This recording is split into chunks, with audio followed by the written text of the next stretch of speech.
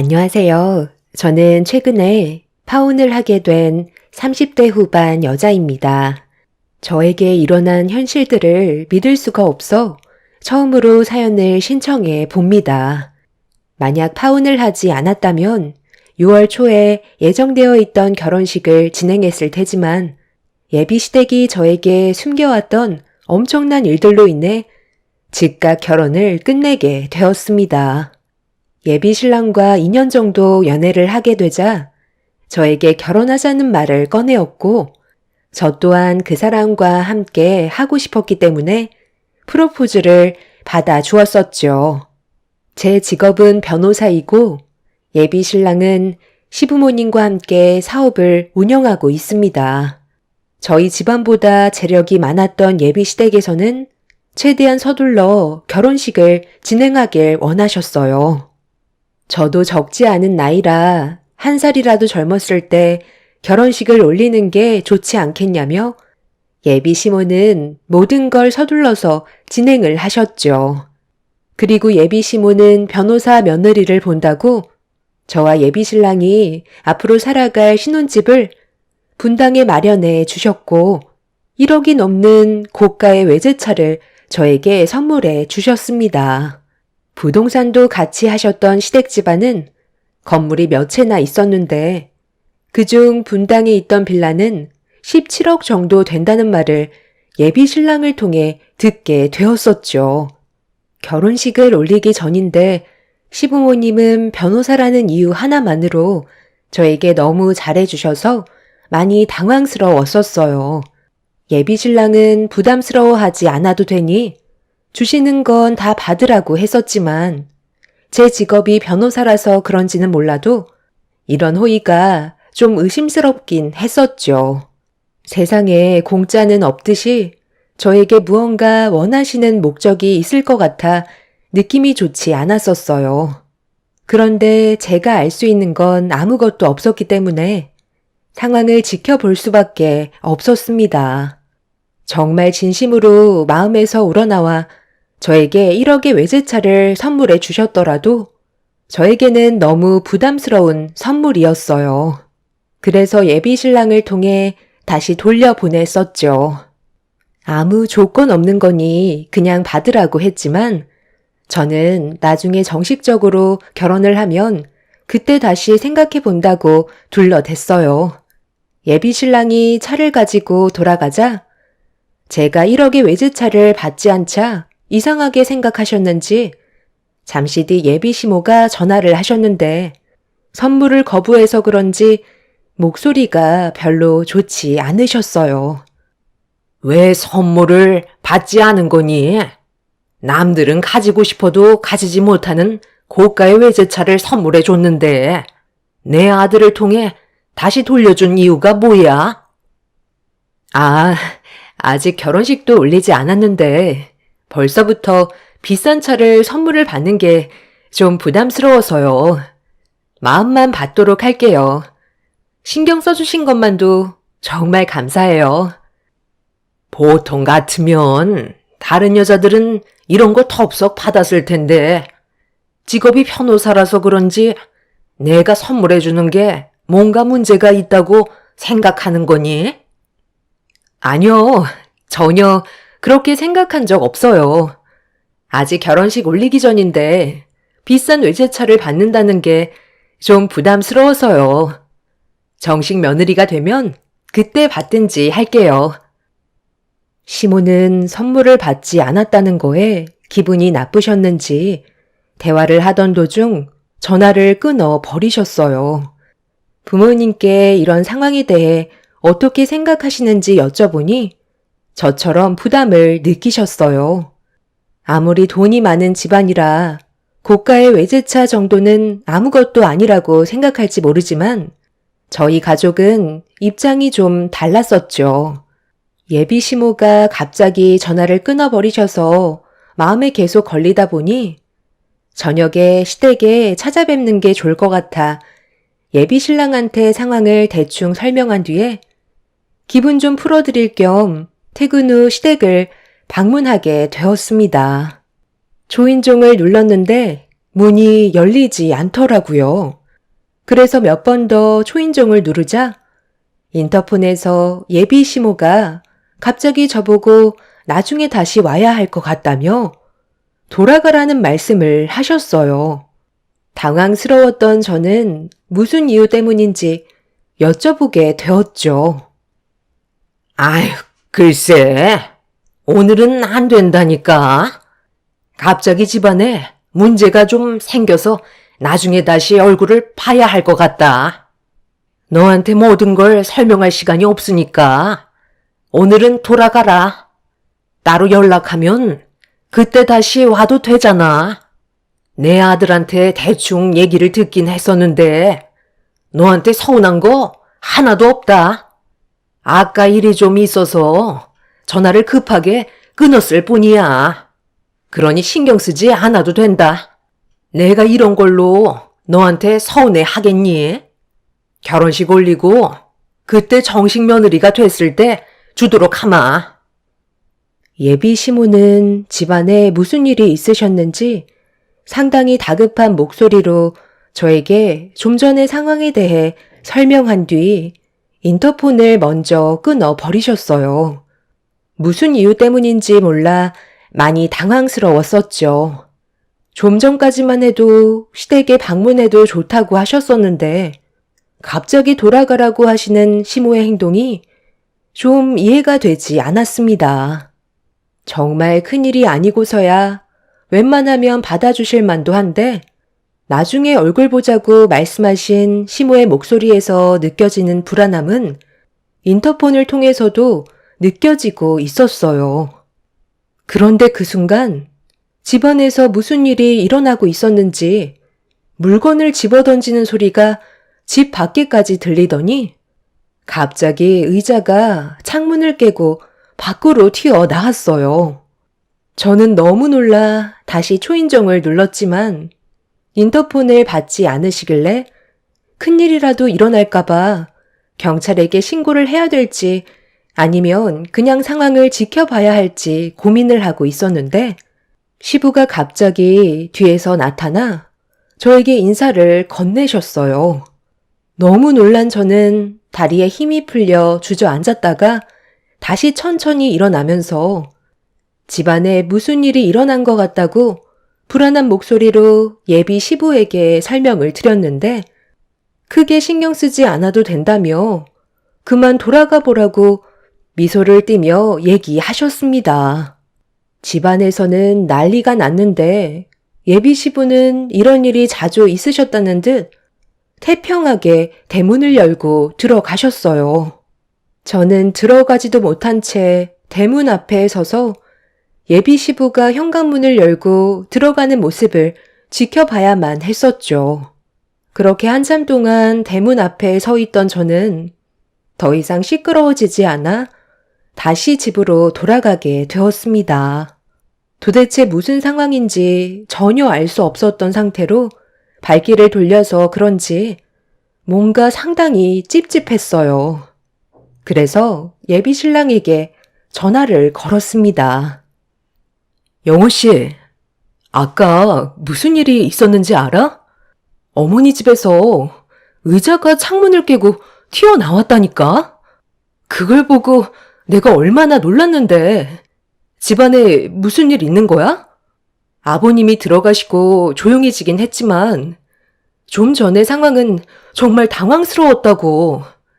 내가 선물을 받지 않았다고 그러시는 건 아니시지? 괜히 신경이 쓰여서 그래. 전혀 그런 거 아니니까 걱정 안 해도 돼. 그냥 집안에 무슨 일이 있었나 봐. 나도 왜 그런 건지는 잘 모르겠네. 별일 아니었을 거야. 제가 예비 시댁에 있었던 상황들에 대해 설명을 하면 놀랄 만도 한데 아무렇지도 않은 듯 대수롭지 않게 생각하는 예비 신랑이 오히려 이상해 보였어요. 그리고 제대로 된 설명도 안 해주고 있었습니다. 보통은 이런 일이 생기게 되면 무슨 일 때문에 그런 건지 설명해 줄 법하지만 다른 말로 돌려버리는 예비 신랑의 모습에 저는 기분이 별로 좋지 않았었어요. 개인적인 집안일을 제가 전부 알 필요는 없지만 왠지 무시당하는 것 같은 느낌을 받게 되었죠. 예비 시부모도 제대로 된 설명을 안 해주고 예비 신랑 또한 저에게 별일 아니라면서 무언가를 숨기고 있는 것 같은 말투로 대충 둘러대길래 그런 모습들이 불편해진 저는 더 이상 통화를 하고 싶지 않더라고요. 그래서 대충 얘기하고 전화를 끊어버리자 제가 기분이 좋지 않다는 걸 예비 신랑이 집에 가서 설명을 했는지 어머니께 전화가 왔어요. 솔직히 별로 받고 싶은 마음은 없었지만 괜히 또 연락 안 받았다가 쓴소리 나올 것 같아 어쩔 수 없이 전화를 받았습니다. 아까는 내가 워낙 정신이 없어서 그냥 돌려보내긴 했지만 네가 서운하게 생각하는 게 있으면 기분 풀어줬으면 좋겠다. 이게 개인적인 집안 문제라 설명해주기가 참 꺼려지거든. 너도 이런 상황들이 많이 답답할 수 있지만 좋은 일도 아닌데 굳이 모든 걸 설명해서 너까지 신경 쓰게 할 필요는 없잖니? 그러니까 너무 심각하게 고민하지 않아도 된다. 그러고 보니까 혼주 한복은 준비가 다 됐니? 다음 주 주말에 얼굴 한번 보게 잠깐 들리는 것도 괜찮을 것 같네. 예비 시모는 몇 시간 전에 있었던 일들에 대해 신경이 쓰이셨는지 전화를 하셔서는 제가 조금이라도 서운하게 생각하는 것들을 풀어주기 위해 최대한 부드럽게 말을 이어나가셨어요. 저도 시간이 지나면서 어느 정도 기분이 가라앉은 상태였었고 예비 시모가 최대한 좋게 풀어가려 하셔서 더 이상 서운하게 생각하지 않았습니다. 개인적인 집안 일들을 제가 전부 다 알 필요는 없었어요. 정식 며느리도 아닌데 굳이 심각하게 받아들일 필요는 없다고 생각했었습니다. 그날 이후 크게 신경 쓰일 만한 일들은 없었고 예비 신랑과 몇 번의 만남을 가지면서도 별다른 문제 없이 잘 지냈었죠.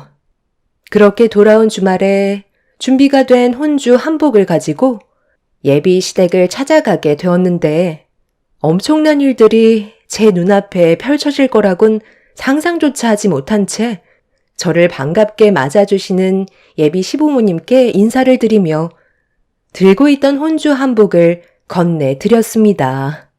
시모는 한복을 입어보시더니 만족스러운 얼굴로 좋아하셨어요.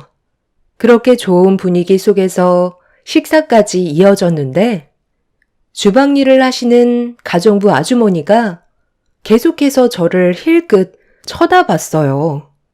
무언가 할 말이 있는 듯 보였지만 크게 신경을 쓰지는 않고 있었죠.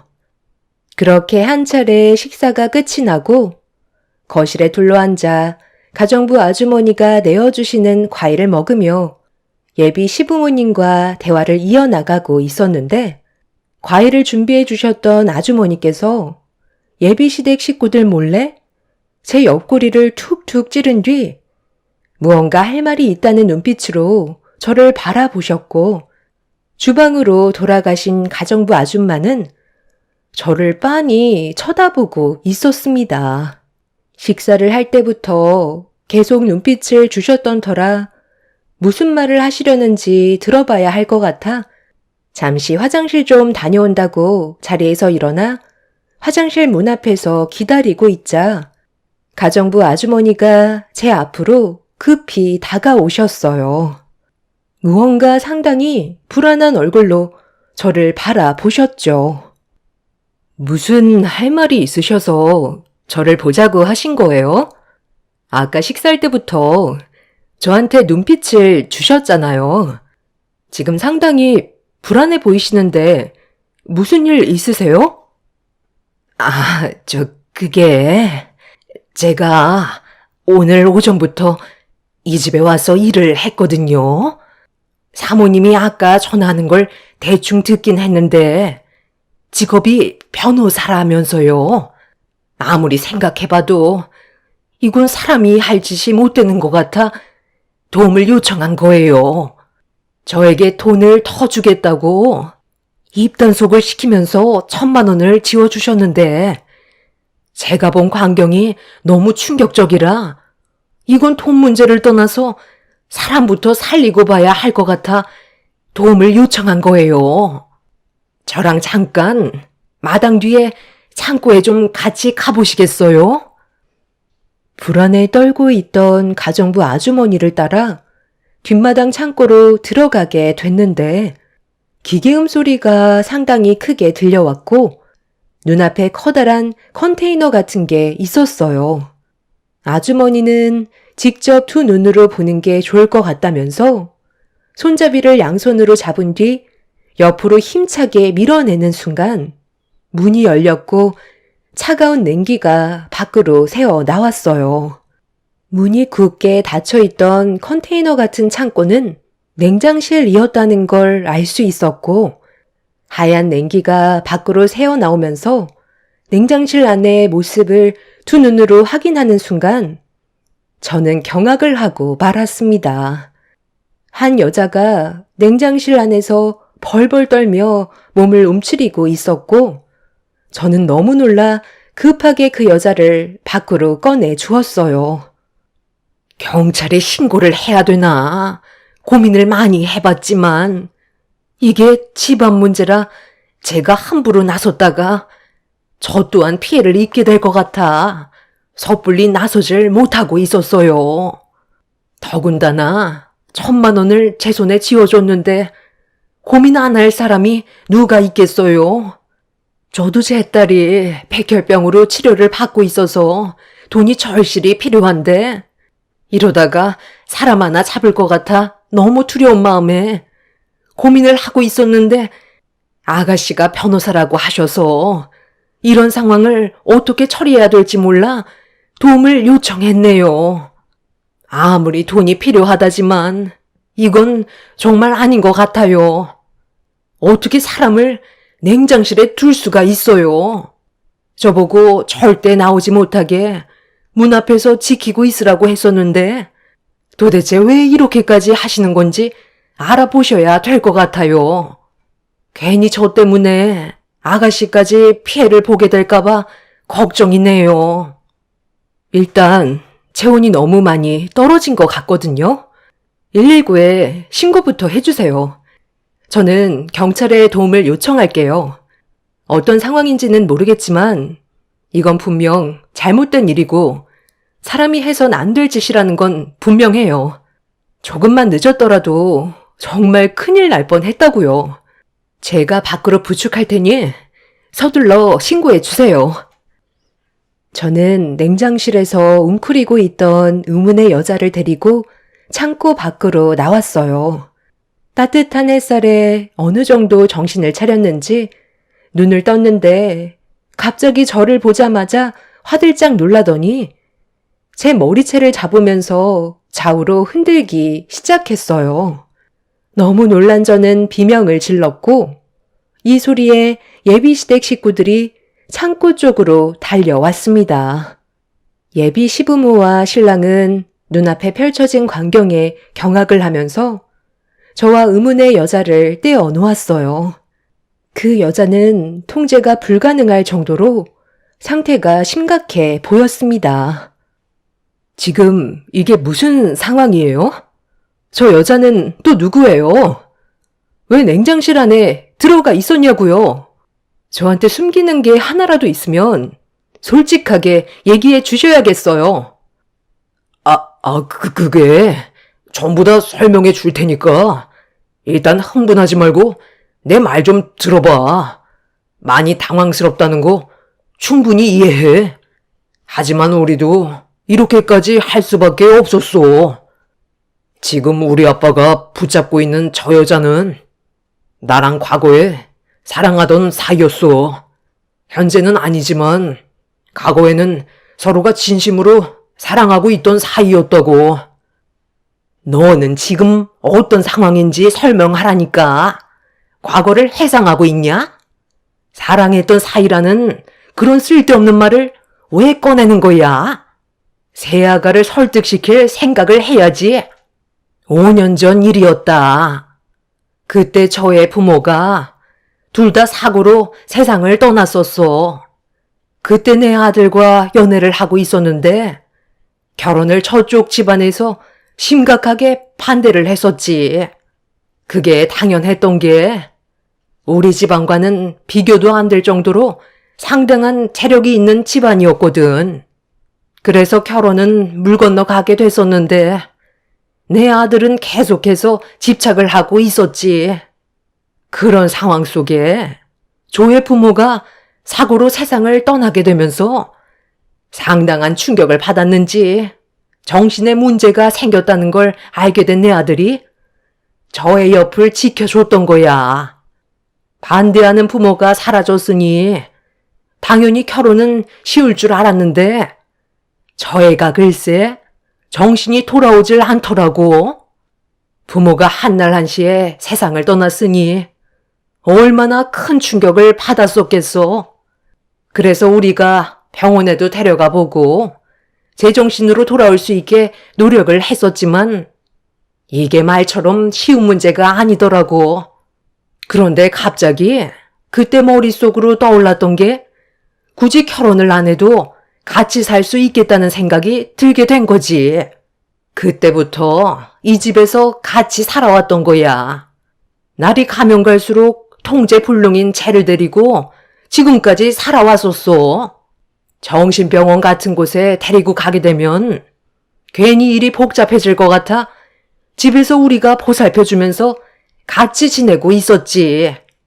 제정신이 아닌 사람을 돌봐주는 게 쉬운 일은 아니잖아. 그래서 이 집에서 살면서 누릴 수 있는 것들은 보상이라고 생각했지. 그런데 날이 가면 갈수록 여러 가지로 걱정거리가 생기더라고. 정신이 온전치 않은 쟤랑 내 아들의 결혼은 용납할 수가 없었어. 언제 제정신으로 돌아올지 모르잖아. 우리가 가진 비밀을 전부 다 터놓기에는 믿을 수 있는 사람이 아무도 없었기 때문에 방법을 생각했어야 했는데 그게 바로 네가 우리 집 며느리로 들어오는 거였다. 아무래도 변호사면 법적으로 상당히 빠듯하잖니? 그럼 내 며느리가 된 이상 안 도와줄 수가 없으니 이런 복잡한 상황을 해결해 줄 수 있을 테고 그럼 저 정신 나간 여자를 이 집에서 내치고 여기 있는 재산을 전부 우리가 가질 수 있게 되는 거잖아.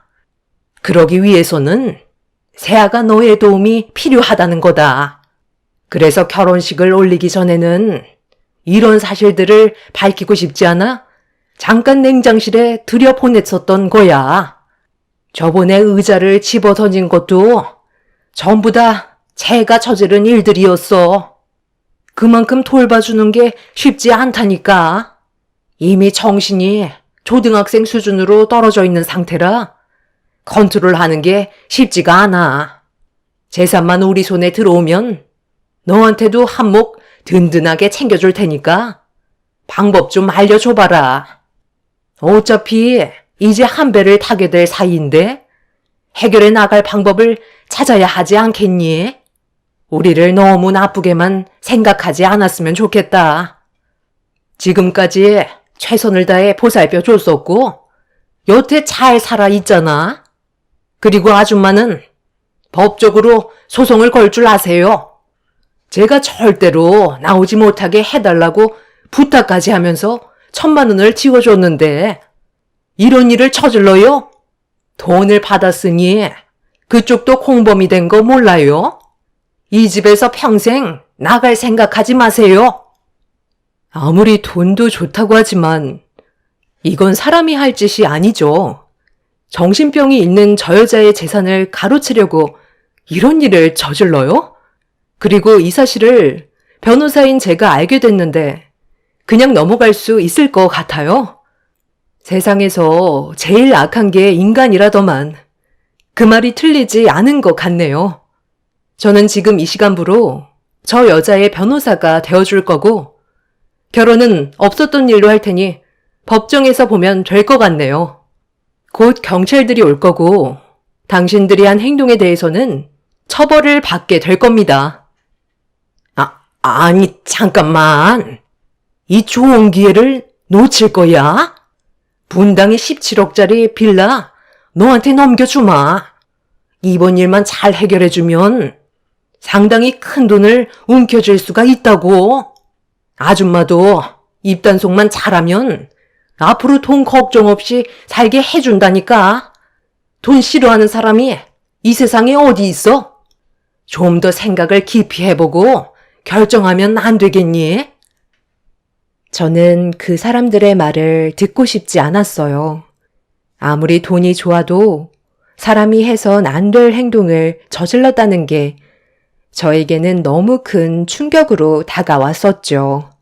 그리고 과거에 예비신랑과 서로 사랑했던 사이라고 했었으면서 정신에 문제가 생겨 결혼은 하고 싶지 않고 돈만 탐하고 싶어서 이런 생활을 5년이나 지속했다는 거에 너무 소름이 돋았습니다. 가정부 아주머니께서 서둘러 신고를 해준 덕분에 119의 도움을 받아 그동안 시달리며 살아왔던 여자는 병원으로 옮겨지게 되었고 잠시 뒤 경찰분들이 들어와서 현장 조사를 하게 되었어요. 제가 들었던 내용들에 대해 전부 다 설명을 했고 그 사람들은 조사를 받기 위해 경찰서로 이송이 되었습니다. 지금 생각해도 정말 어이가 없었던 게 저에게 접근을 했던 그 사람이 저를 진심으로 사랑했던 게 아닌 변호사인 타이틀이 목적이었다는 걸 알 수 있었어요. 정신에 문제가 있는 그 여자의 재산을 가로채기 위해 저를 변호사 며느리로 받아들여서 자신들이 생각하고 있는 계획을 서둘러 진행하려고 저를 며느리로 들이려고 했던 거였죠. 결국 그 사람들은 여러 가지 무거운 제목들을 한꺼번에 묶어 그 여자가 받았던 피해에 대한 처벌을 해주기 위해 저는 밤낮 안 가리고 모든 수단을 동원한 끝에 법적으로 6년의 징역을 선고할 수가 있었습니다. 정상적인 관계도 아닌 상태에서 정신에 문제가 있던 그 여자의 집에 들어갔다는 건 주거 침입죄와 지속적으로 금품을 빼오기 위한 행동들과 예비 신랑이었던 그놈은 정상이 아닌 그 여자와 잠자리까지 했다는 사실까지 밝혀지게 되면서 상당히 무거운 처벌을 받게 되었습니다. 이뿐만 아니라 여러 가지 제목들도 많이 포함이 되어 있었지만 여기에 제목을 쓰기에는 문제가 좀 있을 것 같아 어느 정도 짐작만 할 수 있게 알려드렸네요. 그 여자의 몸에도 꽤 많은 상처가 발견된 걸 확인했었기 때문에 그 사람들은 처벌을 감면받기에는 힘들었었죠. 이런 충격적인 일들을 저질렀다는 게 정말 믿어지지가 않습니다. 돈이 뭐라고 이렇게까지 했는지 이해할 수가 없었어요. 지금 현재 정신에 문제가 있었던 그 여자는 병원에서 치료를 받고 있는 중이고 저와 가정부 아주머니께서 보호자가 되어 돌봐주고 있는 상황입니다. 의사의 말로는 정신병이라는 게 쉽게 고쳐질 수 있는 질환이 아니기 때문에 꾸준한 약물 치료와 관심이 그 사람의 마음을 열 수 있게 만들 거라며 상당히 오랜 시간이 걸릴 거라는 진단을 내리셨어요. 초기에 제대로 된 치료만 받았더라도 심각해질 정도로 문제가 생기지는 않았을 텐데 5년이라는 시간 동안 지속적으로 그 사람들에게 시달렸던 것 때문에 제정신으로 돌아오지 못할지도 모른다는 말도 들을 수 있었습니다. 이런 안 좋은 상황의 말을 듣게 되니 저도 너무 마음이 아팠었어요. 그 사람들의 잘못된 행동들이 이런 결과를 만들었다는 게 화가 났고 6년의 징역이 너무 짧다고 생각했었습니다. 아마 그 사람들은 자신들이 잘못한 거에 대해 인지하지 못하고 있을 것 같네요. 하루빨리 그 여자가 정상적인 활동을 다시 할 수 있었으면 좋겠습니다. 안 좋은 일들이 지나갔으니 앞으로 좋은 일들만 생기길 바랄 뿐입니다. 제 사연 들어주신 분들 감사합니다. 안녕하세요. 저는 울산에 살고 있는 40대 중반 여자입니다. 제가 여기에 사연을 신청하게 될 거라곤 생각 못 했는데 시댁에서 있었던 일들이 너무 어이가 없어서 글을 쓰게 되었네요. 정말 그동안 몸 부서져라 시모 밑에서 15년 동안 죽어라 일만 해왔습니다. 남편과 결혼을 하고 먹고 살아야 하니 당연한 거였는데 항상 저에게 밥 먹듯이 했던 말들은 전부 다 거짓이었다는 걸 이번 일을 통해서 알 수 있었습니다. 어느 날 시모가 가족 모두를 한자리에 모으셨고 중대 발표를 하셨어요. 저는 시모의 입에서 나온 말을 듣는 순간 엄청난 충격을 받고 말았습니다. 남편도 입을 다물지 못했죠. 그동안 너희들이 회사를 위해 얼마나 많은 노력을 했는지 충분히 잘 알고 있다. 솔직히 나는 집안의 기둥이 사고로 세상을 떠나게 되면서 힘들게 일궈온 회사도 무너지는 줄로만 알았어. 하지만 정말 서로가 위기를 이겨내고 지금의 자리까지 오게 만들었던 부분에 대해 너무 고맙게 생각하고 있다.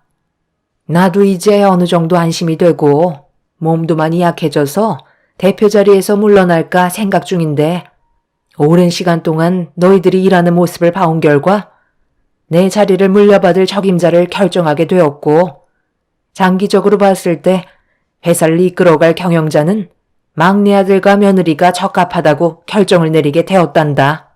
당연히 큰아들과 큰며느리는 이 부분에 대해 불만을 가질 수도 있을 텐데 한 가지만 본 것도 아닌 여러 가지 자질들을 확인하고 판단한 거기 때문에 불만은 제기하지 말고 받아들여줬으면 좋겠구나. 뭐라고요? 지금 이 회사를 동생한테 맡기겠다는 거예요? 어머니, 이게 지금 말이 된다고 생각하세요? 그동안 저랑 이 사람이 얼마나 오랜 시간 동안 몸담고 살았는지 아시면서 그런 말이 나와요? 너희들은 전문적인 지식이 많은 건 아니잖아. 그저 몸으로 때우는 일들만 주로 해왔고 네 동생이랑 막내 며느리는 대학도 나와서 금방 치고 올라올 수 있는 자질을 보고 판단한 거라고. 아무리 막내가 회사에 뛰어든 지 5년밖에 안 됐어도 앞으로 장기적으로 봤을 때 너희들보다 더 현명한 판단과 함께 이 회사를 더욱더 크게 만들 수 있는 잠재력이 충분하다는 걸 보고 결정했는데 엄마 마음 이해해주지 못하는 거야? 너희들보다 펜을 더 굴려봤으니 두말할 것도 없잖아. 그래서 지금 서방님한테 경영권을 물려주시겠다는 거예요? 그럼 그동안 저희한테 뭐하러 그런 얘기를 하셨어요? 이 회사는 저희 거라고 장남이 물려받아야 된다면서 무조건 대표 자리를 남편에게 넘겨준다고 하셨잖아요. 그런 말들 전부 다 거짓이었던 거예요? 그저 일만 시키려고 생각하신 거냐고요. 그리고 어떻게 이런 중요한 결정을 어머님 혼자 판단하실 수가 있으세요? 이 회사를 이끌어가는 건 정말 중요한 문제라고요. 이 사람이 고등학교 졸업하자마자 아버님과 함께 뛰어든 사업인데 당연히 회사에 경험이 많은 이이가 대표 자리에 앉아야 하는 게 맞는 거죠. 어떻게 5년밖에 안 된 서방님이 대표 자리에 앉을 수가 있는 건지 저는 전혀 이해가 되지 않아요. 사무실에서 펜만 굴리는 거와 현장을 직접 뛰면서 안팎으로 쉬지 않고 두 발로 뛰어다닌 저희 남편과는 비교 자체가 되지 않는다고요. 저는 무조건 반대합니다. 형님, 너무 극대노하시는 거 아니에요? 이 사람이 회사가 어떻게 돌아가는지 모르는 것도 아닌데 왜 경영권을 받으면 안 된다는 거죠? 저도 어머님 말씀처럼 충분한 자질이 있다고 판단되는데요. 아직 이 사람에 대해 제대로 아는 것도 없으시잖아요. 그리고 대표 자리에 앉으려 해도 유식한 사람이 앉아야 무게감도 있고 회사에 대해 이미지도 좋게 평가를 받을 수 있는 거죠. 아주버님은 어차피 고졸이잖아요. 대졸과 고졸은 하늘과 땅 차이고 바라보는 시선 자체도 다른데 저희 회사 대표가 고졸이라는 걸 알면 직원들도 그렇고 우리와 거래하고 있는 거래처들은 물론 앞으로 추가적인 계약을 하게 될 고객들까지 전부 안 좋게 볼 거라고요. 왜 하나만 알고 둘은 모르는 거죠? 이러니 몸으로 때우는 일만 하는 거예요. 그래, 나도 막내 며느리가 하는 말에 찬성하는 입장이다. 회사의 이미지가 얼마나 중요한지 우리가 모르는 거 아니잖아. 너희들은 어차피 현장직이 어울리지. 사무실에 앉아서 펜 굴리는 건 적성에 맞지 않잖아. 그러니 대표직은 막내 아들이 물려받는 걸로 하도록 하자. 벌써 임원진들과도 충분히 상의했고 반대하는 직원들 하나도 없으니까 조만간 대표 취임식이 있을 예정이니 그 전에 바쁜 일들은 전부 다 처리하고 이미 결정된 거 너희들도 좋게 받아들이거라. 아무것도 변화된 거 없다. 우리는 이 회사를 위해 열심히 앞만 보며 달려가면 되는 거야. 내 말 무슨 뜻인지 알지? 남편은 화가 머리끝까지 올라와선 흥분을 가라앉히지 못하고 있었어요. 그만큼 기대했던 한마디인데 남편이 아닌 시동생을 대표 자리에 앉히겠다는 말을 들었을 때 엄청난 충격을 받게 되었죠. 남편과 저는 정말 당연하게 생각했던 문제가 왜 이렇게 되어버렸는지 이해를 할 수가 없었고 시동생도 대표 자리에 앉길 원하고 있었네요. 남편은 더 이상 얼굴 붉히면서 대화하고 싶지 않았는지 자리에서 일어나 집 밖으로 뛰쳐나갔어요. 하지만 시모는 눈길 한 번 주지 않았습니다. 원래 남편도 대학을 가고 싶어 했지만 세상을 먼저 떠난 시부께서 회사의 경영을 배우라며 일찍부터 사회에 발을 들이게 하셨죠. 워낙 성격이 있으신 분이시라 남편은 시부의 말을 따를 수밖에 없었어요. 그렇게 시부와 함께 몸바쳐 키워왔던 자식 같은 회사를 동선애에게 물려준다는 건 정말 말도 안 되는 일이었습니다. 집으로 돌아온 남편은 분을 가라앉히지 못하고 있었어요. 그만큼 기대했던 한마디인데 시모는 왜 그런 결정을 내리셨는지 알 수가 없었죠. 그날 이후 남편은 의욕을 상실해선 일을 제대로 하지 못하고 있었어요. 정신적인 충격이 상당했던 것 같아 보였습니다. 그런데 남편의 모습을 지켜보고 있던 시댁 식구들이 남편의 태도에 불만을 가지고 있었는지 화를 내기 시작했어요. 너는 집안의 장남이라는 놈이 속이 그렇게 좁아 터져서 이 회사를 이끌어갈 수 있겠어? 엄마가 동생에게 대표직을 물려줬다 해도 엄연히 너는 이 회사에 소속이 되어 있는 사람인데 일을 하겠다는 거야, 말겠다는 거야? 솔직히 이번 일을 통해서 형한테 실망 많이 했어. 내 밑에서 일하는 게 그렇게 싫었어? 어떻게 회사에서 대놓고 티를 팍팍 낼 수 있는 거야? 정말 너무하네. 나는 그래도 최선을 다해서 아버지가 남기고 가신 회사를 어떻게 해서든 키우려 하는데 형이 대표직을 받지 못했다고 다른 사람들에게까지 피해가 갈 정도로 행동하는 건 문제가 있다고 생각해. 저번에도 분명 말씀드렸는데 언제까지 그러실 거예요? 이제 어느 정도 적응하실 때도 됐잖아요. 회사가 장난도 아니고 모두의 생계가 달린 문제인데 영업도 안 나가시고 현장에서 일하실 의욕도 전혀 없어 보이는데 저희가 왜 높은 월급을 드려야 하는지 모르겠네요. 어머님, 솔직히 아주버님이랑 형님이 받으시는 월급 너무 많아요. 제가 봤을 때 그 정도로 많이 받으실 필요는 없어 보이는데 이번 일도 있으니 삭감 처리도 나쁘지 않을 것 같은데요. 동서는 좀 조용히 하고 있으면 안 될까? 지금 어떤 상태인지 분위기 파악을 못하고 있는 거야? 분위기 파악은 형님이 못하고 계신 것 같은데요. 이가 이제 회사 대표인 거 모르세요? 대표 말을 따라야 하는 거지. 직원이 일하기 싫어하는 티 팍팍 내고 있는데 누가 그걸 보고 좋아하겠어요? 일하는 모습이 너무 형편없으니 무조건 삭감 처리하도록 하겠습니다. 당신도 이제 대표잖아. 모든 건 확실하게 말을 해야 된다고. 공과 사는 구분해야 될 거 아니야? 일하기 싫으면 때려치워라. 그나들 너한테 너무 큰 실망을 했다.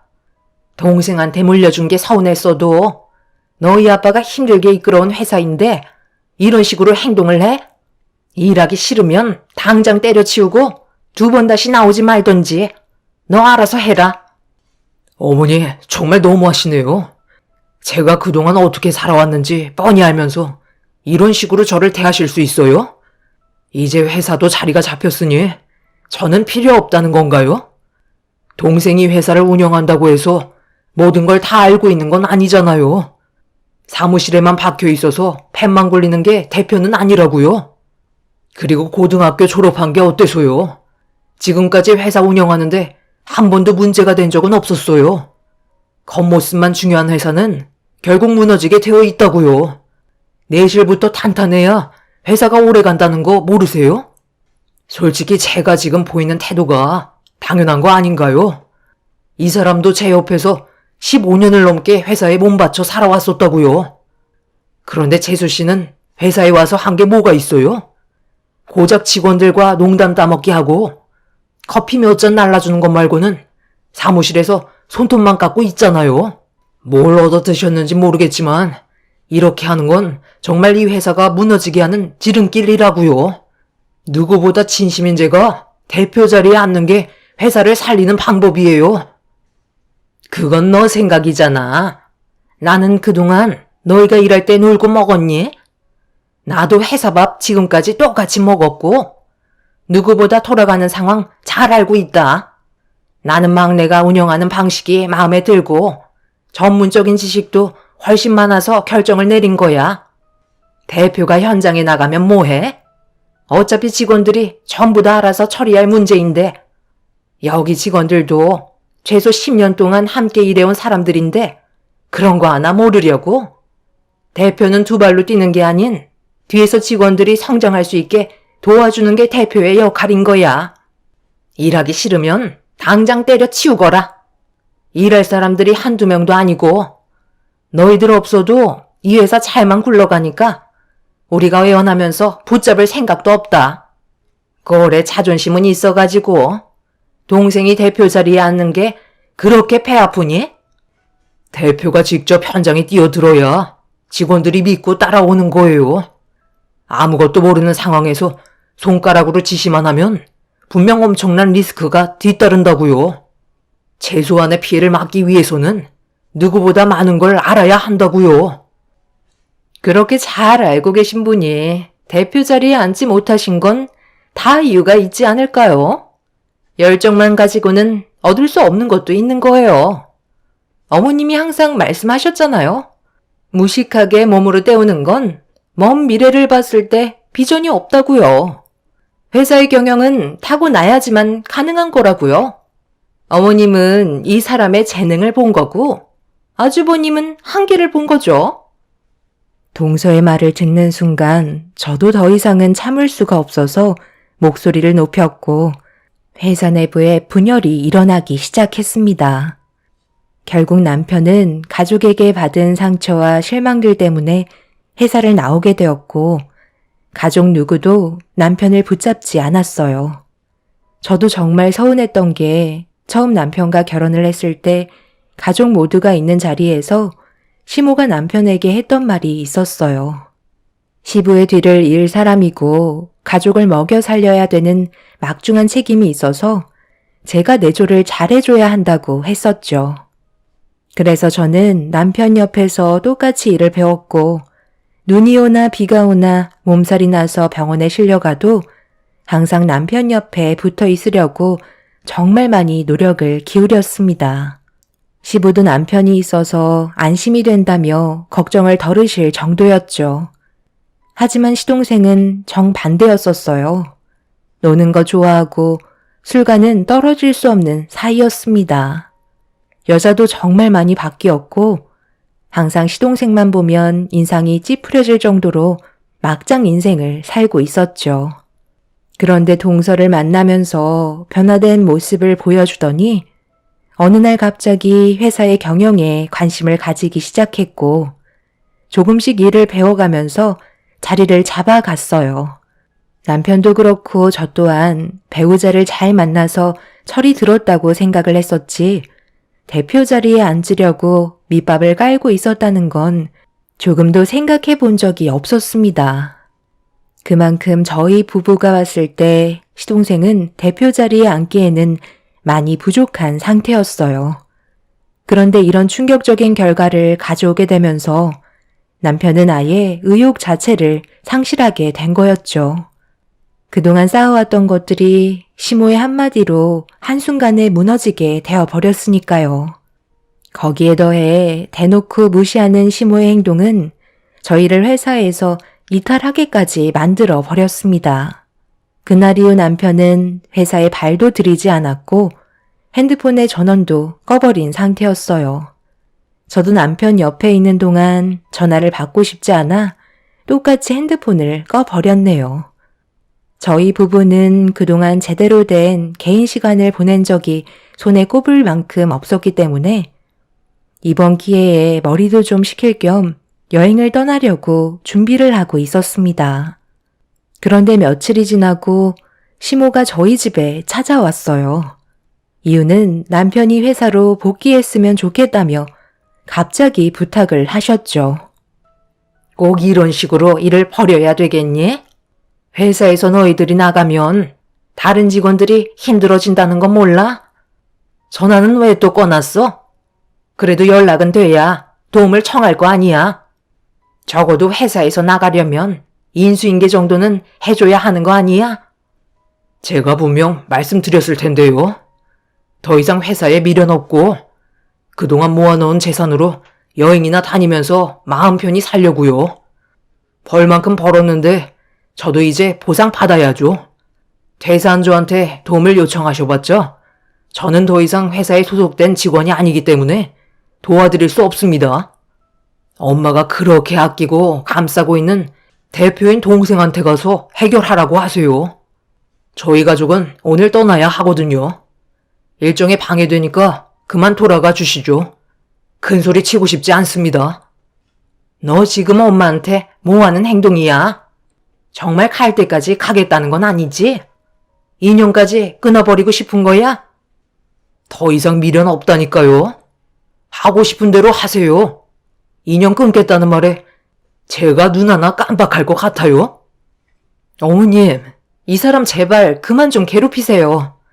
지금 상황에 어떻게 다시 회사로 들어가요?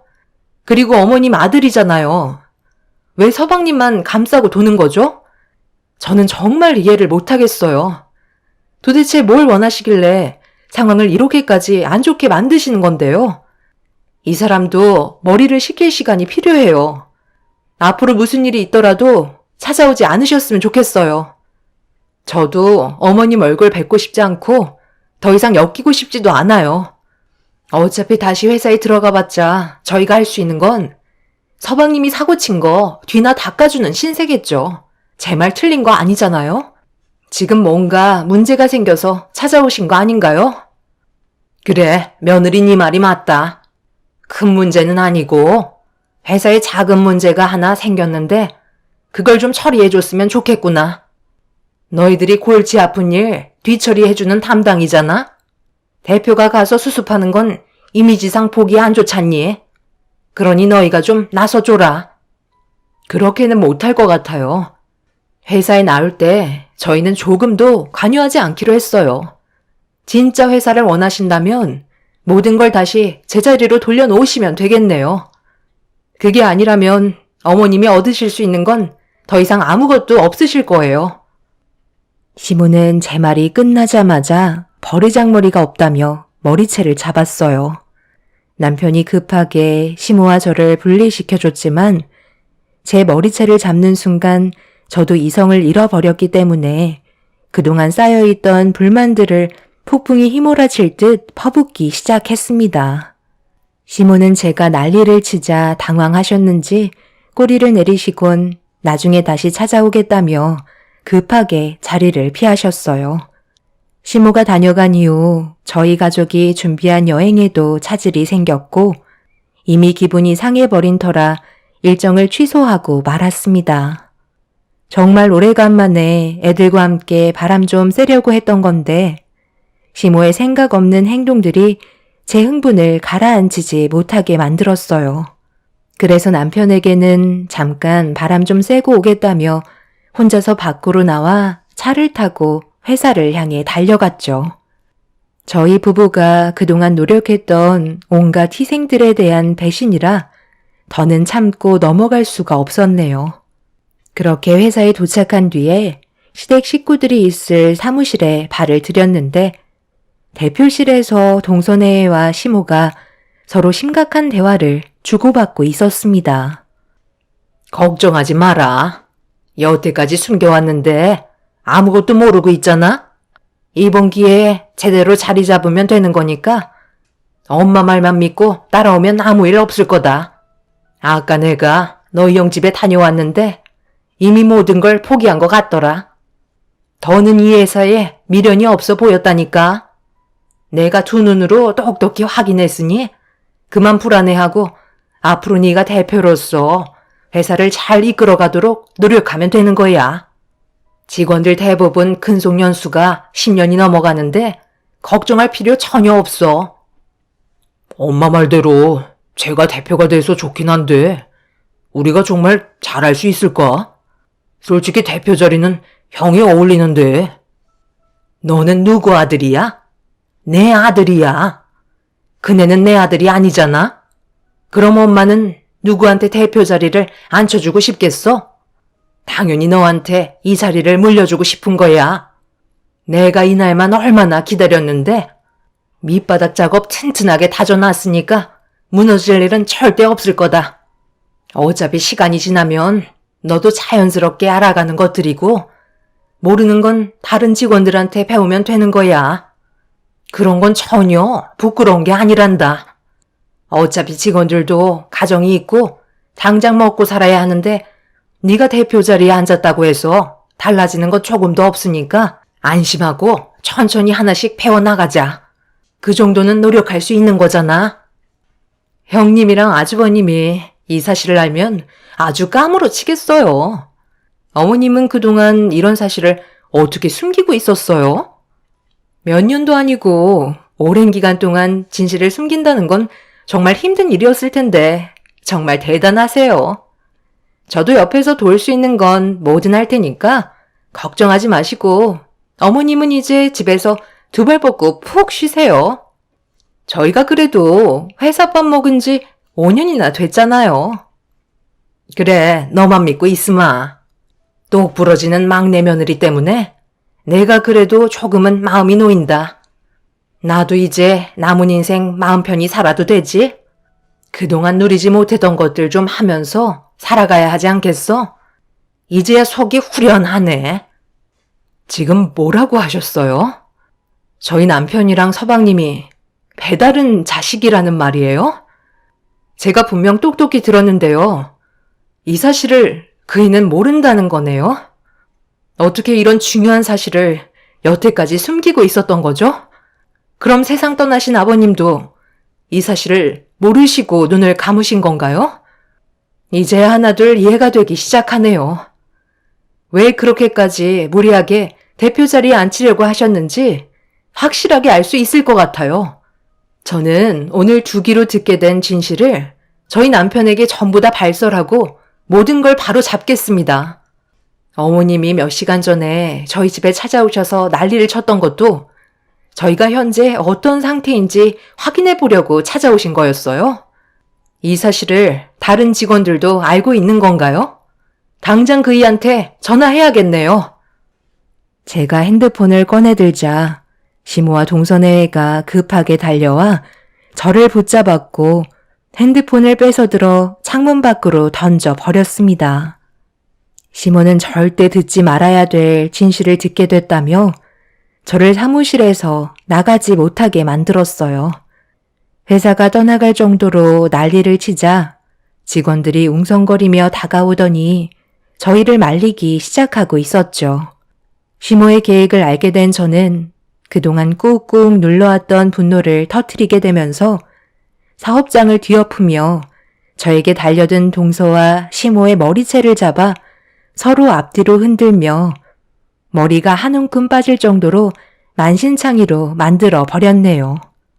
한 직원이 남편에게 전화를 했는지 저희가 몸싸움을 벌이고 있던 도중에 남편이 급하게 회사로 찾아왔어요. 시모는 남편의 얼굴을 보자마자 사색이 되어서는 움찔거리며 뒷걸음질 치길래 제가 남편에게 시모와 동선애가 나눴던 대화들에 대해 진실을 밝히려는 순간 입을 열지 못하게 동서가 제 입을 강타하게 되면서 그대로 쓰러져 입을 틀어막은 채 뒹굴기 시작했어요. 그리고 동서는 저에게 입을 다물라며 쓰러져 있던 저에게 달려들었죠.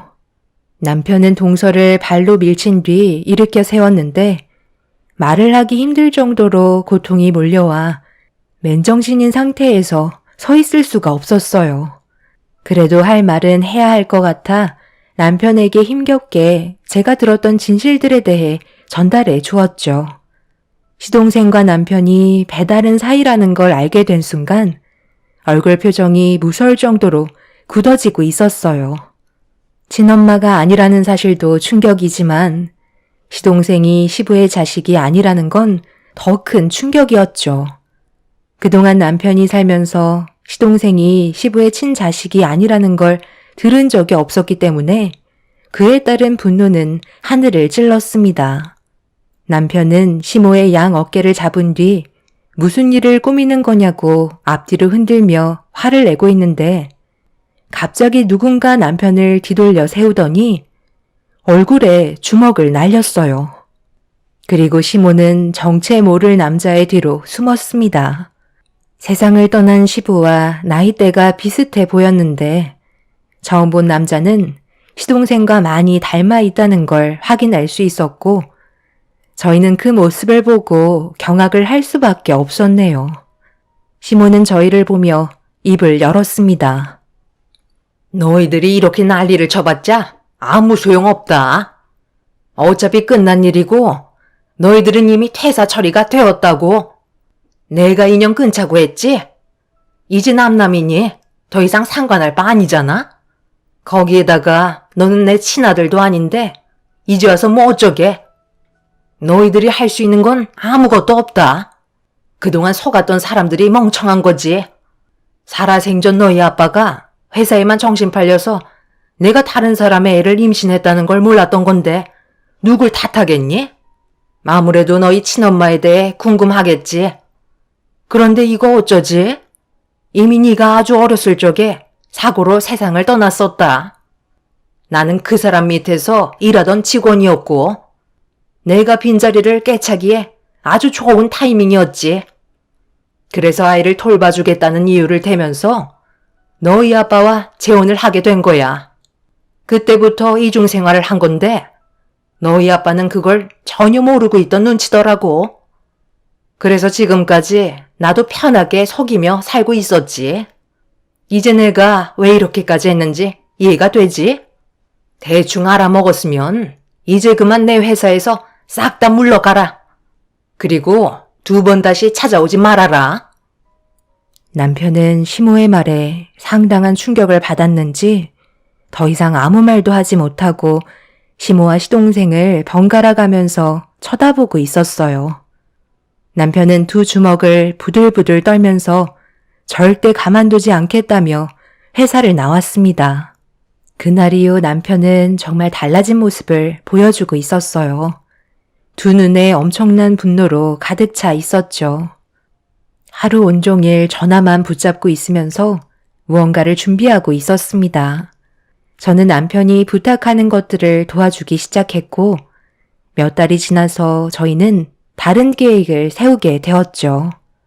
남편은 시부에게 그동안 물려받았던 회사 생활에 대한 노하우들과 기술들로 똑같은 회사를 차렸고 한평생 같이 일해왔던 많은 사람들을 남편 쪽으로 되돌리기 위해 엄청난 노력을 기울였어요. 그에 따른 손해도 막대했었죠. 그런데 시모와 동선외의 이력들이 거래처 사람들과 소속되어 있던 직원들 사이에 입소문이 퍼지게 되면서 저희가 내쫓기게 된 상황에 대해 안타깝게 생각한 많은 사람들이 저희를 도와주겠다고 하나둘 모여들었고 시모의 회사에 있던 직원들도 저희 쪽으로 전부 이전이 되었습니다. 시모는 새로운 직원을 뽑으면 된다고 했지만 한번 금이 가기 시작한 회사는 결국 무너지게 되었고 간판만 달고 있는 빈 껍데기로 남게 되었죠. 시부는 남편에게 회사가 아닌 많은 거래처와 직원들에게 신뢰라는 재산을 남겨주신 거였어요. 저희를 돕겠다고 두 팔 걷어붙인 많은 분들 덕분에 남편은 새 출발을 할 수 있었습니다. 아들, 정말 1억이야? 우리가 함께 살아온 삶을 이런 식으로 끝낼 거냐고. 네가 그렇게 아끼던 동생이 지금 너 때문에 망했는데 어떻게 눈 하나 깜빡 안 하고 연락을 하지 않는 거니? 세상 떠난 너희 아빠는 가족 간의 분열을 원하지 않을 거다. 가족 간의 분열은 당신이 자초한 거 아닌가요? 저는 더 이상 할 말이 없습니다. 이미 모든 걸 다 알아버렸는데 제가 받아줄 이유가 없죠. 당장 나가주세요. 유식한 자식이랑 며느리 데리고 있으신데 뭐가 문제예요? 충분히 일어날 수 있는 조건이 되잖아요. 저희는 절대 받아줄 생각 조금도 없으니까 잘난 가족들 데리고 열심히 살아보세요. 이미 저희 관계는 예전에 끝난 거라고요. 결국 시모는 사정사정하면서 다시 좋은 관계로 돌아가길 원했지만 이미 판은 커져버린 상태였기 때문에 받아줄 마음은 조금도 없었습니다. 그날 이후 시모와 동서내외는 텅텅 비어버린 회사에 겉핥기식으로 배운 걸로 직원들을 새로 뽑아 억지로 운영을 하다가 빚만 떠안고 싹 다 알거지 인생이 되어버렸네요. 시동생은 다시 예전의 상태로 돌아가 인생을 막 살기 시작했고 동서는 그런 시동생과 함께 살고 싶지 않다며 이혼을 하게 되었습니다. 저희한테 몇 번이나 도움을 요청했지만 현재까지 조금도 도와주지 않고 있는 상태입니다. 그리고 시모가 망하게 만든 시부의 회사를 남편이 다시 되찾아 새롭게 리모델링해서 운영을 하고 있습니다. 정말 너무나도 충격적인 일들이 눈앞에 펼쳐지는 바람에 저희가 겪게 된 아픔은 엄청났고 지금도 믿어지지 않고 있습니다. 많은 분들의 도움이 아니었다면 저희는 정말 삶이 힘들어졌을 텐데 남편을 믿고 따라와 주신 많은 분들께 이 자리를 빌려 감사하다는 말을 전해드리고 싶네요. 앞으로 그 사람들과 더 이상 엮이고 싶지 않습니다. 남은 인생 남편과 자식들 보며 행복하게 살길 바랄 뿐이네요. 제 사연 들어주신 분들, 올해도 하시는 일이 무엇이든 좋은 일들만 가득하시길 바랍니다. 감사합니다. 안녕하세요. 저는 30대 후반 여자입니다. 여러분들께서 믿었던 사람에게 배신을 당해본 경험이 있으신가요? 저는 평생 함께할 거라 생각했던 남편에게 배신을 당하고 말았습니다. 지금은 이혼을 했지만 아직도 그때의 상처는 아물지 않았습니다. 남편과 저는 가진 거 없이 시작을 했었어요. 젊은 게 재산이라고 열심히 살다 보면 저희 부부에게도 분명 좋은 날이 올 거라고 믿고 있었습니다. 저희의 계획은 안정적인 주거 환경이 마련이 되었을 때 아이를 가질 계획을 세우고 열심히 앞만 보며 달려왔었습니다. 둘이 맞벌이하면 쉽게 자리를 잡을 거라 생각했었어요. 그렇게 원룸에서 시작해 투룸으로 이사를 했고 틈틈이 청약을 넣으면서 기회를 엿보고 있었죠. 그렇게 열심히 살다 보니 저희 부부에게도 기회라는 것이 찾아오더라고요. 청약이 당첨되었다는 문자가 도착하게 되었고 가진 재산 모두 탈탈 털어 계약금과 중도금을 납부하면서 저희가 계획했던 삶의 목표에 한 걸음 다가갈 수 있었습니다. 그런데 어느 날 엄마가 저를 개인적으로 부르셨어요. 제가 태어났을 때부터 엄마는 아빠와 함께 분식집을 운영하고 계셨는데요. 아빠가 일찍 세상을 떠나시면서 모든 걸 혼자서 감당하셔야만 하시다 보니 날이 갈수록 건강이 안 좋아지셨어요. 그래서 웬만하면 주말에 남편과 자주 찾아뵈었는데 그날은 저만 따로 부르시길래 뭔가 느낌이 좋지 않아 불안한 마음으로 분식집 문을 열고 들어가게 되었죠. 여자의 촉은 무시할 수 없는 게 엄마가 옆 건물의 부동산 사장님과 대화를 주고받고 계셨습니다.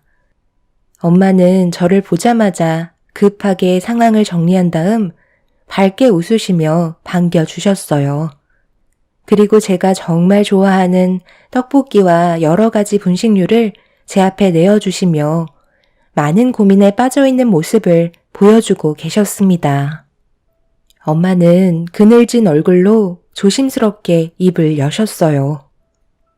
엄마가 분식집을 운영한 지도 30년이 넘어가다 보니 이제 많이 지쳤는지 몸이 예전 같지가 않네. 그래서 좀 쉬고 싶어서 분식집을 이제 그만할까 생각 중이거든.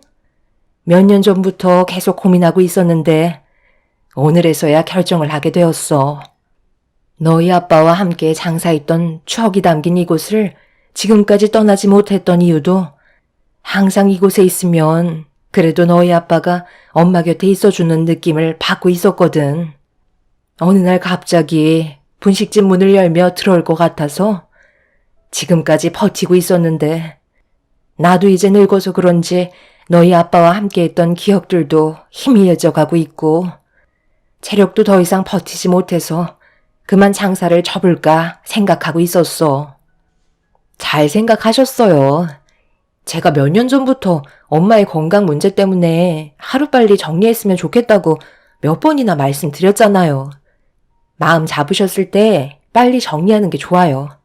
엄마도 이제 좀 쉬시면서 저랑 좋은 곳도 많이 놀러 다니고 그동안 못했던 것들 전부 다 해봐요. 그런데 이런 문제로 저 혼자 따로 보자고 하신 거예요? 구이가 들어도 크게 상관없는 일 아니에요? 혹시 다른 이유가 또 있어요? 아무래도 이건 좀 예민한 문제라 우리 둘이 먼저 대화를 나눠보고 결정해도 늦지 않을 것 같아서. 너희가 이번에 청약에 당첨됐잖아. 그런데 둘이서 버는 돈도 많지 않고 아파트 들어가면 아이도 가질 텐데 그러다 보면 돈 들어갈 때가 얼마나 많겠어? 엄마가 그동안 모아두었던 돈들이랑 여기 분식집 처분하면 너희 아파트 금액은 맞춰줄 수 있을 것 같거든. 금전적인 얘기는 조심스러워서 나쁠 거 없으니 일단 너와 단둘이 대화를 좀 나눠보고 결정하는 게 좋을 것 같아서 너만 부른 거야. 엄마, 그렇게까지 안 해도 돼요. 저희 둘이 버는 돈이랑 대출 좀 받으면 충분히 금액 맞출 수 있어요. 급하게 할 필요 없으니까 저희한테 아무것도 안 해주셔도 돼요. 엄마 몸부터 좀 챙기시고 그동안 분식집 때문에 못 갔던 병원도 좀 다니시면서 건강 관리부터 하세요. 엄마가 저를 따로 부른 이유는 금전적으로 지원해 주려고 부르신 거였어요. 평생 힘들게 모아두셨던 돈을 제가 함부로 사용할 수 없다는 걸 너무나도 잘 알기 때문에 엄마의 도움을 거절하게 되었습니다. 마음 불편하게 살고 싶지도 않았어요. 하지만 엄마는 반대로 제 삶이 조금 더 여유 있길 바라셔서 도와주고 싶어 하셨습니다. 만약 남편이 옆에서 금전적인 대화에 참여했다면 부부싸움이 날 것 같은 느낌이 확실하게 들었던 순간이었고 엄마의 결정이 옳았다는 걸 알 수 있었죠. 엄마와 한참 동안 해결되지 않는 대화를 주고받다 보니 시간은 금세 저녁 시간이 되었고 나중에 다시 시간 약속을 잡는 게 좋을 것 같다고 판단하게 되었어요. 하루아침에 모든 걸 결정하기에는 저와 엄마와의 대화는 끝이 없었습니다. 엄마는 남편이 좋아하는 분식류들을 한가득 포장해서 주셨고 집에 돌아왔을 때 남편은 퇴근하고 저를 기다리고 있었죠. 양손 가득 들고 온 분식류들을 보자 남편이 저 혼자 다녀왔냐며 바로 저희 엄마의 건강 상태부터 물어봐 주었습니다. 언제나 저희 엄마부터 챙기는 남편이 너무 고마웠고 엄마와 나눴던 문제에 대해 고민을 털어놓고 싶었지만 엄마가 저를 따로 부를 만큼 조심해서 나쁘지 않을 것 같아 남편에겐 미안하지만 엄마와 나눴던 대화를 꺼내놓을 수는 없었습니다. 해결되지도 않은 문제점에 대해 굳이 남편에게 말해서 일을 키우고 싶지도 않았어요. 그날 이후 몇 번이나 엄마의 요청으로 분식집을 찾아가게 되었고 제 의견은 아예 반영하지 않고 밀어붙이려는 엄마의 모습이 저를 당황스럽게 만들 정도였어요. 저도 아이를 낳으면 엄마의 마음을 알 수 있다면서 지금까지 돈을 모은 이유도 제가 앞으로 살아가는데 조금이나마 도움을 주고 싶어서 평생 동안 분식을 팔아서 모은 돈 들이라며 허튼 곳에 쓰고 싶지 않다고 계속해서 저를 설득하셨습니다. 결국 엄마의 도움을 받는 걸로 결정을 하게 되면서 이런 상황을 남편에게도 설명을 하게 되었어요. 제 말에 많이 당황한 남편은 그렇게 하지 않아도 된다며 저와 똑같은 반응을 보였지만 저희 엄마의 도움으로 자리를 잡을 수 있는 시간을 더 빨리 단축시킬 수 있다는 장점을 얘기하면서 아파트에 입주하게 되면 저희 엄마를 모셔야겠다는 예상치 못한 말을 꺼내 놓았습니다. 그렇게 저희 부부는 엄마의 도움을 받아 신혼집 잔금을 치르게 되었고 그토록 바라던 새 아파트에 입주를 하게 되었습니다. 우리 엄마도 이 집에서 함께 지내시는 게 좋을 것 같다고 당신이 예전에 나한테 말했던 거 기억나? 최근에 엄마의 건강 상태가 더 안 좋아지셔서 계속 신경 쓰이는데 차라리 우리 집에서 함께 지내는 게 좀 더 마음이 편하지 않을까? 당신 생각은 어때? 나야 뭐 당연히 장모님께서 들어오시길 바라지. 하지만 장모님이 그걸 원치 않으실걸? 말씀이라도 드려봤소. 아직 얘기는 안 해봤는데 분명 싫다고 하시겠지. 괜히 또 다른 문제를 일으킬 게 될지도 모른다는 생각에 안 들어오실 것 같아. 그게 당연한 거야. 어느 부모가 자식한테 피해를 주고 싶어 하시겠어? 괜히 눈치만 보이게 된다니까. 어쩌면 혼자 계시는 게 속 편하실지 몰라. 나도 장모님 건강이 걱정되긴 하지만 섣불리 우리 집에 들어와서 지내시다가 알게 모르게 스트레스 받으셔서 건강이 오히려 더 악화가 될 수도 있을걸? 뭐든지 신중하게 결정하는 게 제일 좋지 않겠소? 남편의 말이 틀린 건 아니었지만 엄마의 건강 상태가 너무 안 좋아 계속 신경이 쓰이고 있었죠. 병원에서는 크게 문제가 없다고 했지만 날이 가면 갈수록 엄마의 건강은 점점 더 악화만 되어갔고 더 이상은 그냥 두고만 볼 수 없어 저와는 병원을 절대 가지 않겠다던 엄마를 모시고 좀 더 큰 병원에서 검사를 받아본 결과 의사에게 충격적인 진단 결과를 듣고 말았습니다. 췌장에 암이 생긴 상태라 수술도 불가능한 상황이었어요. 이 사실을 미리 알고 계셨던 엄마는 그래서 분식집을 정리하신 거였고 이미 수술을 한다고 해서 좋아질 수 있는 확률도 없었다는 걸 아셔서 하나둘 정리를 하고 계셨던 거였네요. 저는 이런 사실을 전혀 모르고 있던 상황이라 너무 큰 정신적 고통이 뒤따랐고 오래 버티지 못하실 거라는 의사의 말에 그 자리에서 오열을 하고 말았습니다.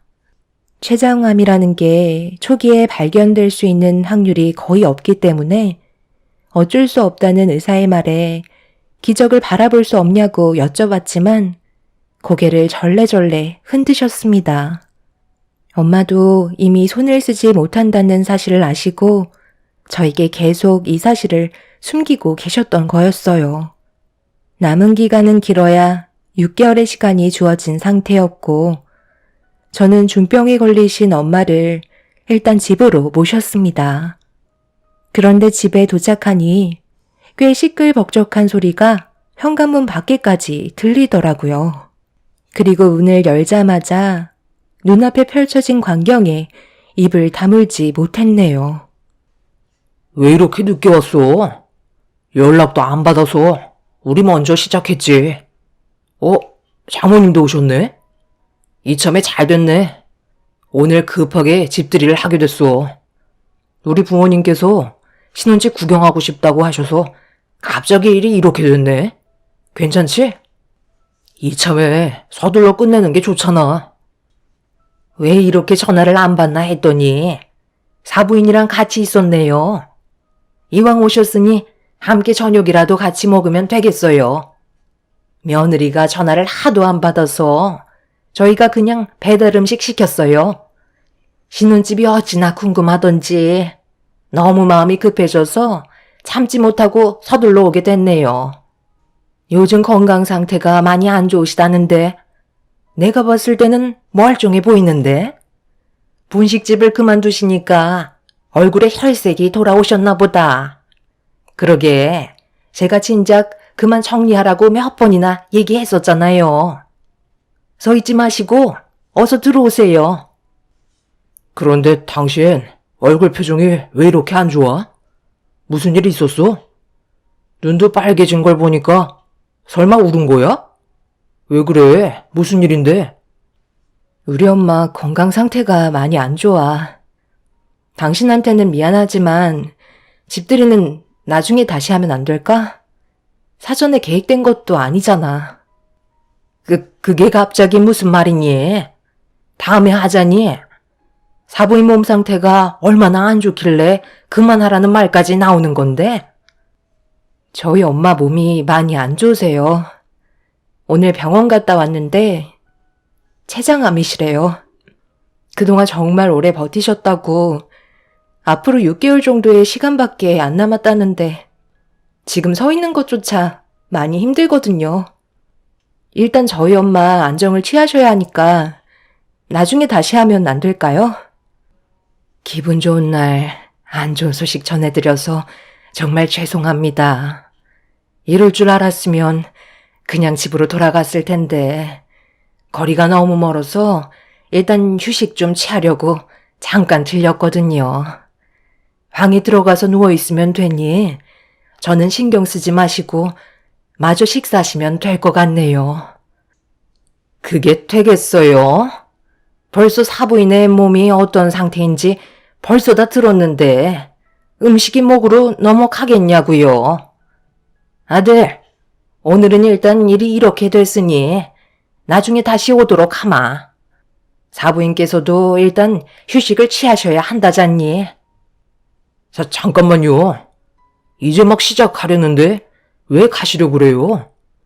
장모님도 신경 쓰지 말고 마저 식사하라고 얘기하셨잖아요. 그렇긴 한데 아무래도 영 신경 쓰여서 말이야.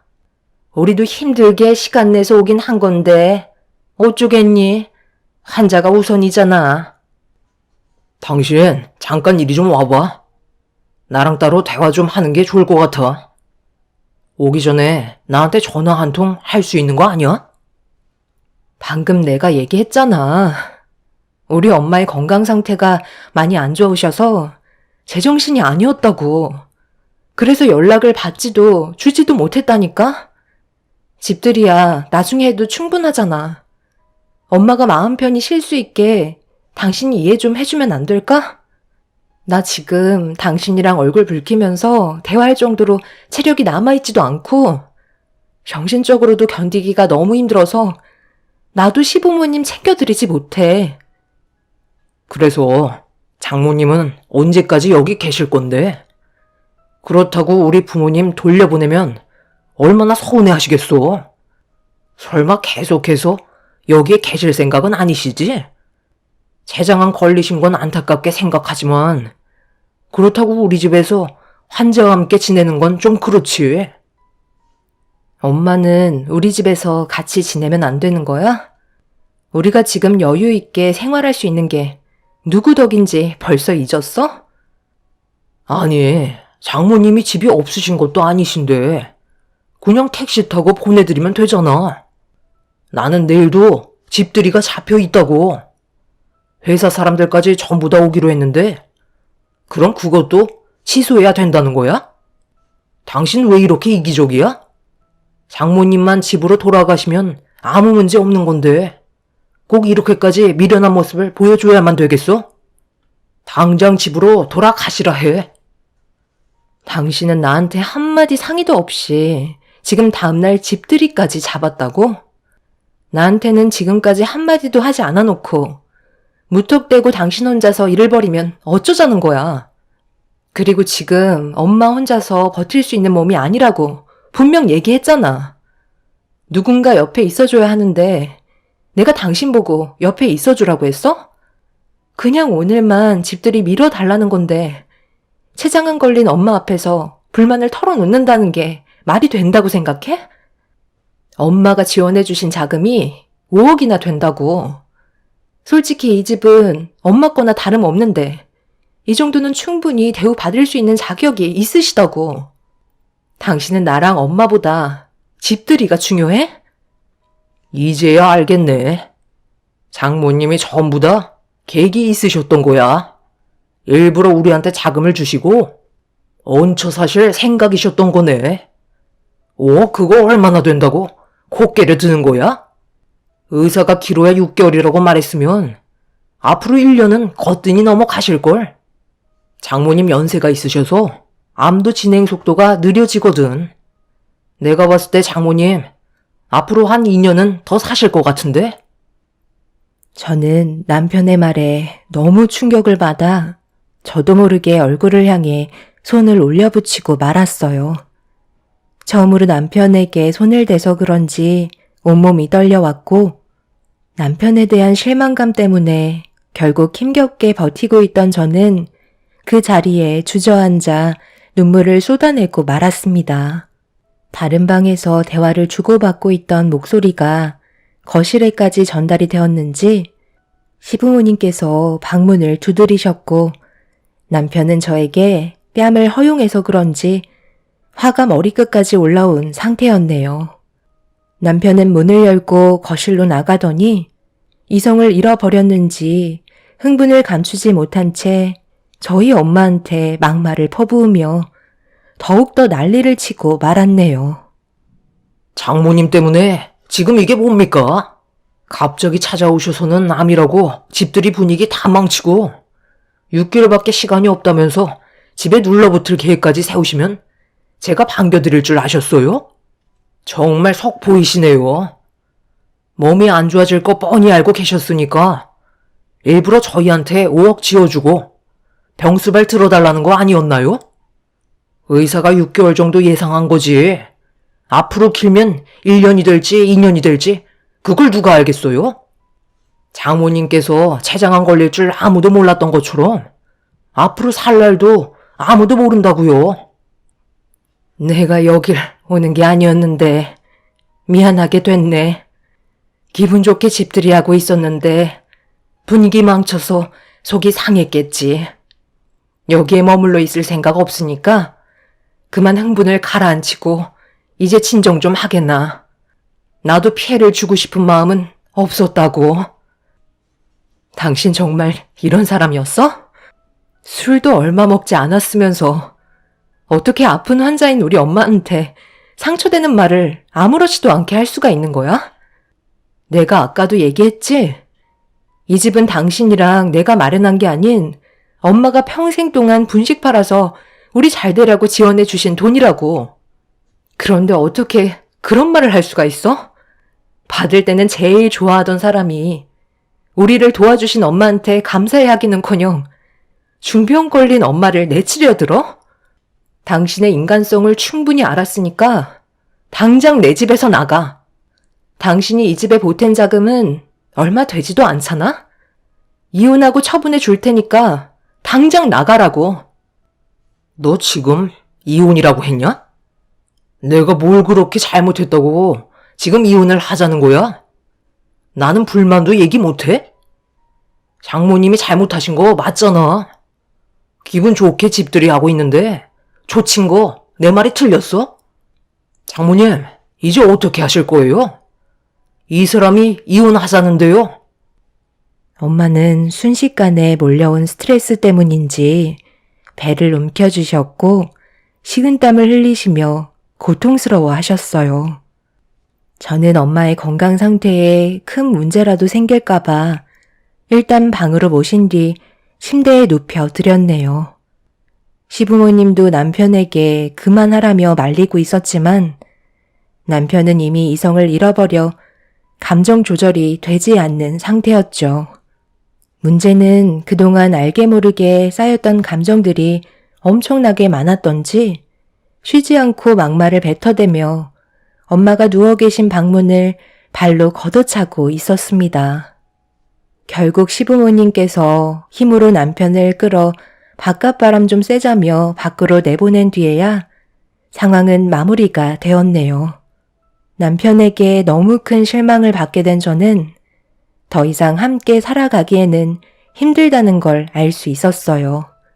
그동안 저희 가족에게 보여주었던 행동들이 전부 가식이라는 걸 알 수 있었고, 저희 엄마의 건강 상태에 대해 조금도 걱정해주지 않고 오히려 집들이만 중요하게 생각한 남편을 더는 제 삶에 포함시킬 마음이 없었네요. 그날 이후 정신적으로 많은 스트레스를 받아서 그런지 저희 엄마의 건강 상태는 급격하게 안 좋아지셨고 시부모님께서 저와 개인적으로 만남을 가졌지만 해결되는 건 아무것도 없었습니다. 남편을 이해하라는 시부모의 말도 저는 받아들이기가 힘이 들었어요. 남편도 저와 다퉜던 일들에 대해 전부 다 기억을 하고 있으면서도 용서를 구하기는커녕 오히려 더욱더 안 좋은 방향 쪽으로 끌고 가기 시작했습니다. 그동안 쌓아왔던 남편에 대한 신뢰가 한순간에 무너지는 순간이었고 결국 저희는 이혼을 선택하게 되었죠. 저희가 그토록 원했던 신혼집은 처분을 한 뒤에 재산을 나눴고 남편은 2번 다시 얼굴 볼 일 없을 거라며 막말을 뱉은 뒤 저희 부부는 등을 돌리게 되었습니다. 그렇게 이혼을 하고 시간이 지나는 동안 저는 엄마를 보살펴 드리면서 남은 시간을 함께 보내고 있었어요. 엄마와 함께하는 모든 순간들을 소중하게 생각하며 지내던 어느 날 엄마와 오랜 시간 동안 대화를 나누다가 잠이 들었는데 다음날 아침에 옆에 누워 계신 엄마를 부르며 깨우는 순간 저는 그 자리에서 오열을 하고 말았어요. 더 이상 엄마는 제가 부르는 소리에 반응을 하지 않으셨고 깊은 잠에 빠지셨네요. 엄마와 함께했던 세월들이 머릿속으로 스쳐 지나가면서 떠오른 기억들은 전부 다 제가 못해드린 기억뿐이었어요. 어렸을 적엔 온갖 투정만 가득했던 어린이였고 성인이 돼선 엄마에게 손을 벌리는 불효자였었네요. 모든 걸 아낌없이 내어주신 엄마는 그렇게 제 품에서 떠나고 마셨습니다. 엄마를 떠나보내드린 뒤 저는 한동안 아무것도 할 수가 없었어요. 엄마라는 엄청나게 큰 존재가 제 곁에 더 이상 없다는 게 정신적으로 너무 견디기가 힘이 들었습니다. 그렇게 몇 달 동안 저 혼자만의 시간을 가지면서 앞으로 어떻게 살아가야 할지 많은 고민을 하다가 제가 할 수 있는 일을 찾아 일을 시작하게 되었네요. 그렇게 엄마가 남겨주고 떠나신 재산으로 사업을 시작했고 앞만 보며 정신없이 달려오다 보니 어느새 저는 크지는 않지만 그래도 체인점 몇 개 정도의 점포가 생길 정도로 자리를 잡게 되었습니다. 이 모든 것들이 전부 다 엄마에게 배운 노하우들로 이뤄낸 성과였어요. 제 삶이 이렇게까지 변하게 될 줄 몰랐지만 엄마가 한평생 만들어 오신 분식들에 대한 노하우들이 저에게 재산이 되었고 점점 더 발전되는 사업을 키워나갈 수 있었죠. 그렇게 정신없이 살아가던 어느 날 사무실 사람들과 사업 아이템에 대해 회의를 주고받고 있는데 밖에서 직원이 누군가 저에게 찾아왔다는 말을 하길래 회의가 끝난 후 저를 찾아왔다는 사람을 사무실로 불렀습니다. 그런데 문을 열고 들어온 사람은 다름 아닌 몇 년간 얼굴 한번 마주치지 않았던 전 남편이었네요. 왜 찾아왔는지 알 수 없었고 2번 다시 보고 싶지 않았던 얼굴을 또다시 제 앞에서 마주치자 과거의 기억들이 떠올라 당장 나가라고 소리를 지르고 말았습니다. 내가 당신 마음 이해 못하는 거 아니야. 잠깐만 내 말 좀 들어봐. 내가 오죽했으면 당신한테 찾아왔겠소?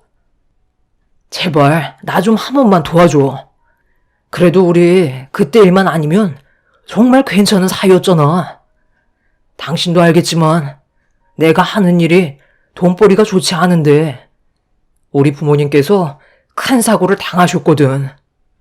음주운전 차량에 부딪히셔서 수술을 크게 하셔야 하는데 자금이 많이 부족해. 제발 좀 도와줘. 내가 당신을 어떻게 알고 찾아왔는지 알아? 어느 날 회사 사람들이 분식을 시켰는데 배달 주문 메뉴에 당신 얼굴이 찍혀 있더라고. 처음엔 잘못 봤나 했는데 우리가 살아온 세월이 있잖아. 확실하게 알 수 있었지. 당신이 성공한 것 같고 돈을 빌려줄 수 있는 사람이 당신뿐인 것 같아서 이렇게 찾아온 거야. 나 한 번만 살려주면 안 될까? 그런데 잠깐만. 저기 명패에 왜 장모님 초남이 적혀 있는 거야? 당신이 대표 아니었어? 왜 대표가 당신이 아닌 장모님으로 되어 있는 거지? 설마 췌장암 수술이 성공적으로 끝난 거야? 정말 다행이네. 이참에 장모님 얼굴까지 뵙고 부탁 좀 드리면 되겠네. 내가 왜 당신을 도와줘야 하지? 나는 당신한테 좋은 기억이 하나도 남아있지 않아. 그때 우리 엄마한테 난리쳤던 기억밖에 없다고. 지금도 그때만 생각하면 온몸에 소름이 돋을 정도야. 그리고 우리 엄마 세상 떠나신 지 한참 됐어. 당신이 조금이라도 신경을 썼다면 알 수는 있었다고. 저 명패는 내가 이 자리에 있게 만들어주신 분이 우리 엄마이기 때문에 감사를 표하는 마음으로 이렇게라도 엄마를 대표 자리에 앉혀드리고 싶었어. 나는 당신을 조금도 도와줄 생각 없으니까 기대조차 하지 마. 우리는 2번 다시 마주치면 안 될 사이야. 나는 당신의 인생이 무너졌으면 좋겠어. 나처럼 똑같은 아픔을 겪어보라고. 남편은 중역실에 있는 저희 엄마의 명패를 보자 땅을 치며 눈물을 흘렸고 자기의 잘못을 뉘우친다며 한 번만 용서해달라고 애원하고 있었네요. 자신의 상황이 안 좋아지니 그제서야 잘못을 깨달은 남편이 정말 한심해 보였습니다. 저는 더 이상 얼굴 볼 일 없을 거라며 남편을 회사에서 내쫓아 버렸습니다. 그날 이후 2번 다시 제 앞에 나타나지 않았지만 마음이 편한 건 아니네요. 기억에 잊고 살았던 남편이 저에게 또다시 아픈 기억을 떠올리게 만들었습니다. 시부모님이 사고로 많이 위중하시다는 소식만 접한 상태이네요. 머릿속이 복잡해졌지만 남편의 인생이니 알아서 하겠죠. 자신의 잘못된 행동이 얼마나 큰 화를 불러일으켰는지 뼈저리게 느꼈으면 하는 바람입니다. 제 사연 들어주신 분들 감사합니다.